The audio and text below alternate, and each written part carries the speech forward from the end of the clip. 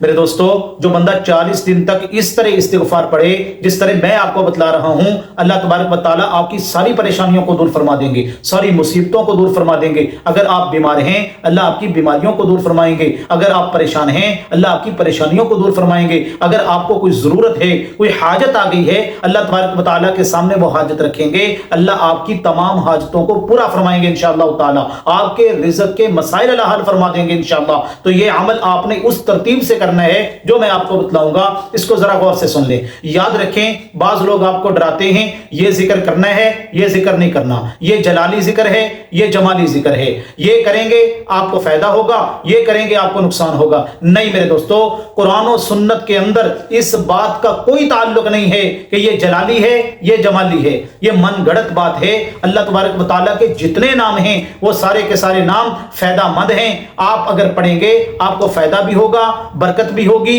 اور آپ کو نفع بھی حاصل ہوگا۔ اللہ تو خود فرماتے ہیں وَلِلَّهِ الْأَسْمَاءُ الْحُسْنَى فَادْعُوهُ بِهَا، لوگو میرے پیارے پیارے نام جو ہیں ان کے ساتھ مجھے پکارا کرو، اپنی دعاؤں میں وہ نام لیا کرو جو میرے پیارے پیارے نام ہیں۔ تو میرے دوستو اللہ کے نام کے ساتھ دعا کرنا یہ باعث برکت بھی ہے، باعث رحمت بھی ہے اور اللہ ایسی دعاؤں کو قبول بھی فرماتے ہیں۔ اب استغفار کتنی بڑی طاقت ہے ذرا غور سے سنیں۔ اللہ کے نبی نے فرمایا من لزم الاستغفار من کل ضیق مخرجا ومن کل ہم فرجا، اللہ کے نبی فرماتے ہیں جو بندہ استغفار کو اپنی زندگی کا معمول بنا لے اللہ تبارک و تعالیٰ اسے ہر پریشانی سے نکالیں گے اور ہر مشکل سے اس کو اللہ نکلنے کا راستہ عطا فرمائیں گے۔ وَرَزَقَهُ مِنْ حَيْثُ لَا يَحْتَسِبُ، ایسی جگہ سے اللہ رزق دیں گے جہاں سے اس کو وہم و گمان بھی نہیں ہوگا۔ فرمایا جو بندہ استغفار کرتا ہے غفر لہ، اللہ اس کے گناہوں کو معاف کر دیتے ہیں من کل رمل، چاہے وہ ریت کے ذرات کے برابر ہی کیوں نہ ہو میرے دوستو۔ تو استغفار اتنی بڑی طاقت ہے۔ فقی ابو اللیث سمرقندی رحمۃ اللہ علیہ نے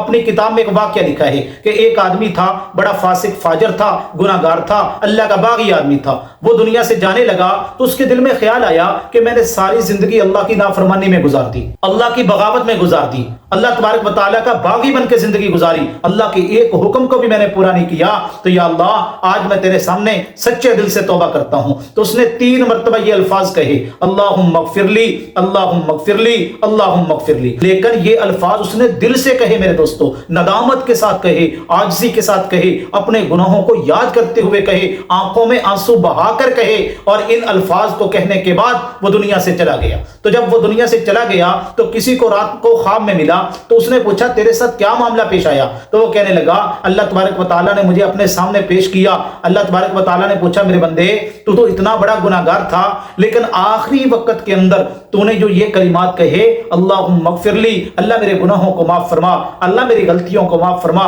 اللہ میری خطاؤں کو معاف فرما، اللہ میں نے ساری زندگی تیری نافرمانی میں گزار دی، میرے بندے تو نے شرمندگی کے ساتھ، ندامت کے ساتھ، عاجزی کے ساتھ، اپنے گناہوں کو یاد کرتے ہوئے، میرے اوپر رحمت کی امید رکھتے ہوئے، کرم کی امید رکھتے ہوئے تو نے یہ کلمات کہے ہیں، میرے بندے ان کلمات کی برکت سے میں تیرے گناہوں کو معاف کرتا ہوں اور تیری مغفرت کا فیصلہ فرماتا ہوں۔ حضور نے فرمایا التائب من الذنب کمن لا ذنب لہ، جو بندہ گناہوں سے توبہ کر لیتا ہے ایسے ہے جیسے اس نے گناہ کیا ہی نہیں۔ یاد رکھیں جب بندہ گناہ سے توبہ کر لیتا ہے اللہ اس گناہ کو میرے دوستوں معاف ہی نہیں فرماتے بلکہ فرشتوں کے رجسٹر سے، نامہ اعمال سے اس گناہ کو ختم کر دیتے ہیں، مٹا دیتے ہیں، فرشتوں کو وہ گناہ بھلا دیتے ہیں، ایسے ہے جیسے اس نے گناہ کیا ہی نہیں ہے میرے دوستوں۔ تو اتنی بڑی طاقت والا عمل ہے استغفار اور توبہ۔ تو استغفار کو اپنی زندگی کا معمول بنا لیں۔ جو بندہ استغفار کو زندگی کا معمول بنائے گا اللہ اس کو مال بھی دیں گے، دولت بھی دیں گے، اولاد کا مسئلہ ہے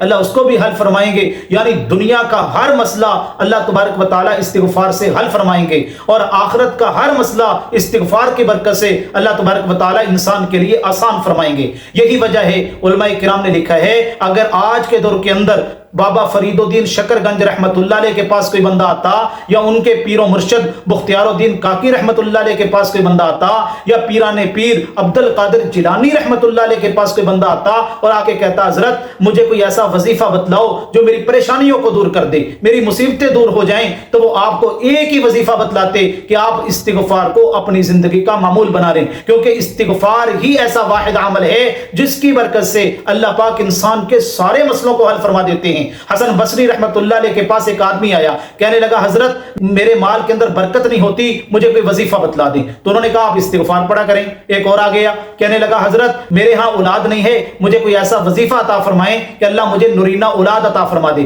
کہا کہ آپ استغفار پڑھا کریں. تو جو شاگرد تھے انہوں نے پوچھا حضرت مختلف قسم کے لوگ آئے ہیں, مختلف انہوں نے سوال آپ کے سامنے رکھے ہیں, لیکن آپ نے ان کو ایک ہی وظیفہ بتلایا ہے کہ استغفار پڑھا کریں. تو فرمایا خود ہی اللہ تبارک و تعالیٰ فرماتے ہیں استغفار کرو گے گناہ معاف کر دوں گا, استغفار کرو گے موسمی بارشیں برساؤں گا, استغفار کرو گے مال زیادہ دے دوں گا, استغفار کرو گے اولاد والی نعمت تمہیں عطا فرما دوں گا. تو استغفار کی برکت سے اللہ سارے مسئلے حل فرما دیتے ہیں. تو اب آپ نے استغفار کرنا کیسے ہے؟ تو یاد رکھیں آپ نے صبح و شام ایک ایک تسبیح استغفار کی اپنی زندگی کا معمول بنا لینا ہے. 40 دن تو آپ ضرور کریں, لیکن 40 دن کریں گے تو پھر آپ کی عادت بن جائے گی, آپ کی زندگی کا معمول بن جائے گا. یاد رکھیں ہم نے اپنے بزرگوں سے سنا ہے جو بندہ روزانہ ایک تسبیح استغفار کی, ایک تسبیح درود پاک کی, ایک تسبیح تیسرے کلمے کی, روزانہ صبح کو بھی پڑھتا ہے شام کو بھی پڑھتا ہے, اللہ تبارک و تعالیٰ اس وقت تک اس کو موت نہیں دیتے جب تک اس کو اپنا ولی نہ بنا لیں, اپنا مقرب بندہ نہ بنا لیں. اتنی بڑی طاقت والا عمل ہے استغفار میرے دوستو. اللہ تبارک و تعالیٰ ان باتوں پر عمل کرنے کی توفیق عطا فرمائے.